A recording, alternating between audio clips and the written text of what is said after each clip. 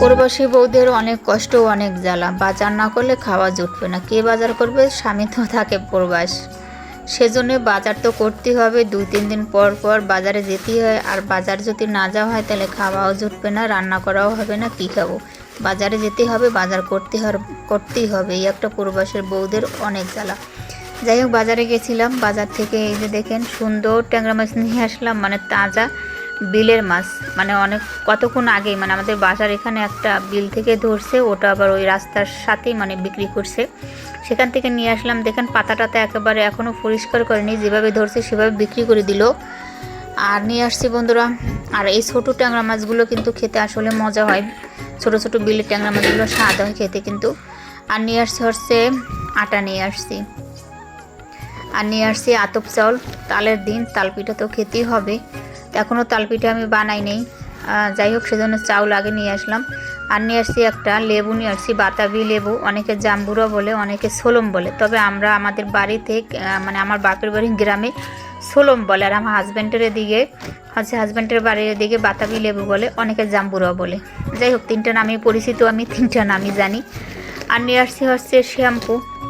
Husband প্রবাস থেকে shampoo সবসময় পাঠায়, কিন্তু এখন শ্যাম্পু নাই। আর কার্গো সব তো বন্ধ ছিল, কিছু পাঠাতে পারেনি। শ্যাম্পু শেষ, এখন পাতা আর শ্যাম্পু কিনে ব্যবহার করতেছি। আর যদি আবার সামনে পাঠায়, শুনছি তো কার্গো নাকি খুলছে। কার্গো খুলে নাই, মানে হ্যাঁ কার্গো বলছি, যেটা ওই জাহাজে পাঠায় ওটা খুলেনি, বিমানে যেটা পাঠায় সেটা খুলছে। যাই হোক, আর হচ্ছে এই যে নিয়ে আসছি বিড়ালের জন্য মাছ। আর বিড়ালের মাছ কিনতে আমি পাগল হয়ে যাব। কি করব? একেবারে মাছ ছাড়া খায় না। 1 কেজি মাছ নিলে বন্ধুরা কী আর বলবো, 1 কেজি মাছ ওর 3 দিন হয়, 3 দিনই শেষ। এই 3 দিন পর ওর মাছ লাগে। আর একসাথে মাছ নিয়ে আসলে তো কাটতে অনেক কষ্ট। এই একখানে 1 কেজি নিয়ে আসছি, না সরি 1 কেজি নেই, এখানে 2 কেজি মাছ নিয়ে আসছি আজকে। 5 দিন যাবে না, 5 দিন বা 6 দিনই যাবে নাইলে। এই এখন এগুলো করতে হবে। সবচেয়ে হচ্ছে কেনার থেকে আমার হচ্ছে কাটা কষ্ট বেশি। এই মাছগুলো কাটতে অনেক সময় লেগে যায়। যাই হোক, এই মাছগুলো কাটাকুটি করবো। আর বাজার থেকে এগুলো নিয়ে আসছি, আর কিছু নিয়ে আসিনি। আর এগুলো কাটাকুটি করে তারপর রান্না করতে যাব।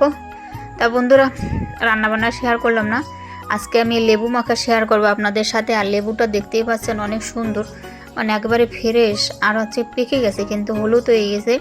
জানি না ভিতরে কীরকম হবে।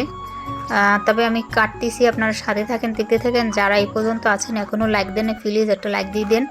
আমার আপুরা ভাইরা প্লিজ একটা লাইক দিন। আমি কিন্তু সবার ভিডিওতে লাইক দিই।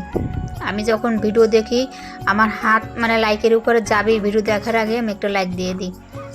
যাই হোক, কেটে নিয়েছি। আর ভিডিও কিন্তু আমি সবসময় দেই না, যখন অনেক সময় 2-3 দিন পরে পরেও ভিডিও দেওয়া হয়, আবার একদিন পরে পরেও ভিডিও দিই। যতদিন আমার বাড়িটা কমপ্লিট না হবে, আমার নতুন বাড়িতে না যাব, ততদিন আমার ভিডিও এরকমই হবে। কারণ হচ্ছে আমি যে বাসায় থাকি চারোদিক থেকে একবারে সাউন্ড আসে, ভিডিও করব যে এডিট ভয়েস দেবো, যে সেই ভয়েসটা দেওয়ার মতন পরিবেশ নাই এরকম। সেজন্য কিন্তু ভিডিও করতে একেবারে ভালো লাগে না। আর যাই হোক, খোসা ছাড়িয়ে নিচ্ছি। আর যখন আমার বাড়ি কমপ্লিট হয়ে যায় আমি প্রতিদিন ভিডিও দেব।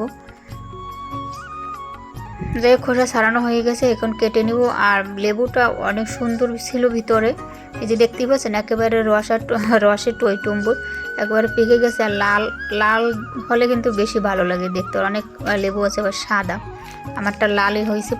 এবছর প্রথম কিনছি, তবে প্রথমটাই কিন্তু অনেক সুন্দর হয়েছে। যাই হোক, এখন খোসা ছাড়ানো হয়ে গেছে। আর এখন এই যে কোয়াগুলো আছে সেগুলো মানে আলাদা আলাদা করে নেব, ছাড়িয়ে নেব। তাই সবাই সাথে থাকেন। আবারও বলছি, যারা এই পর্যন্ত আছেন প্লিজ একটা লাইক দিয়ে দেন। আমি কিন্তু কখনো লাইকের কথা বলি না, আমার ভিডিও দেখেন শেষ পর্যন্ত সেটাও কিন্তু আমি বলি না, কিন্তু আপনারা কেউ দেখেন না আমি জানি। একটু দেখেন, আবার কেউ লাইকও দেন না, আমি সবটাই বুঝি। আর যে সবটা দেখে সেটাও আমি জানি যে কে আমার ভিডিও সব দেখে। প্রতিদিন তো আমি ভিডিও দিই না, আপনাদের ভিডিও যখন দেখি তখন তো আমার ভিডিওটা একটু দেখতে পারেন, কেউ দেখেন না। যাই হোক, সমস্যা নাই, না দেখেন। যাই হোক, কোয়াগুলো ছাড়িয়ে নিচ্ছি। আর এই যে ছাড়ানো হয়ে গেছে সবটা, আমার সবটা না সরি, অর্ধেকটা রেখে দিয়েছি, আর অর্ধেকটা আমি কোয়া ছাড়িয়ে নিয়েছি। আর এটা মাখাবো, সবটা মাখাবো না। আর এই বোতলের ভিতর হচ্ছে আমার শুকনো মরিচ, ভাজা শুকনো মরিচ।